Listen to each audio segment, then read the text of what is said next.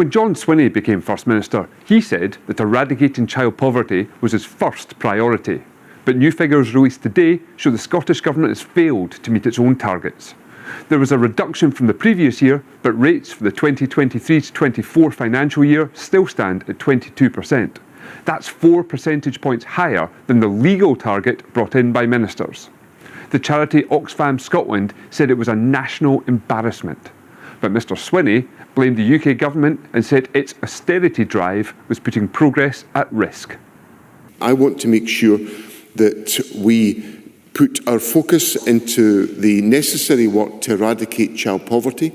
That will become more challenging as a consequence of the Spring Statement, because we are once again, as we found with the last Conservative government, swimming against a tide of rising poverty levels as a consequence of UK government decision-making. Our data in Scotland released today demonstrates that we are seeing reducing levels of child poverty in Scotland, but that pattern will be challenged by the prevailing decisions that have been taken by the Spring Statement. Well, in a moment, we'll be asking the Scottish Labour leader about the UK government's own estimates, which suggest its benefit cuts will push 50,000 children into poverty across the UK. But first, I asked Social Justice Secretary Shirley-Anne Somerville why ministers here in Scotland are missing their own targets.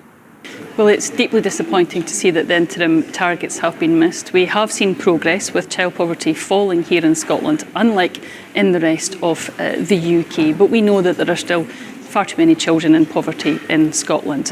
We know the Scottish Government's policies are making a difference. We see that in the figures published today, 70,000 children being kept out of poverty. But those policies that we have are facing a very strong headwind against continuing austerity, new UK Government policies that actually push more children into poverty. So we're determined to continue our mission to eradicate child poverty, but we need the UK Government to do the same. You said your mission to eradicate child poverty, these were your targets put in legal footing in this Parliament, like NHS waiting time targets. You know, are they realistic, or were these just nice headlines at the time that won't be met? Well, we absolutely endeavoured to meet those interim targets, and we will absolutely endeavour to meet the final poverty targets that are in the legislation. We are determined to do that.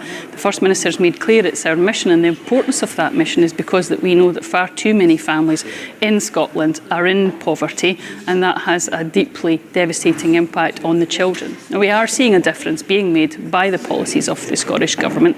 Yesterday we saw new policies coming out from the UK Government that will push tens of thousands more children into poverty. So we're facing extremely strong headwinds. That's exactly why the budget that just went through in this Parliament has the mitigation of the two-child cap, which the UK Government has chosen to keep, and further measures such as the increase in breakfast clubs. So we'll continue. We know we've got to do more. We absolutely are determined to do that.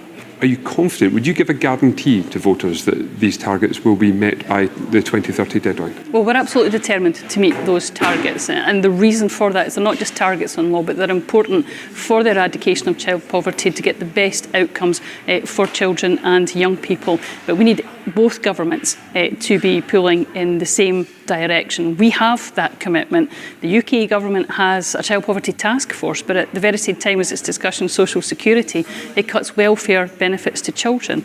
And we know half of the households that have a child in poverty in Scotland have a disabled person in that household. So that's why these changes at UK level also matter. Oxfam Scotland today said that the failure to meet the targets was a national embarrassment. Are they right? Do you feel embarrassed by this?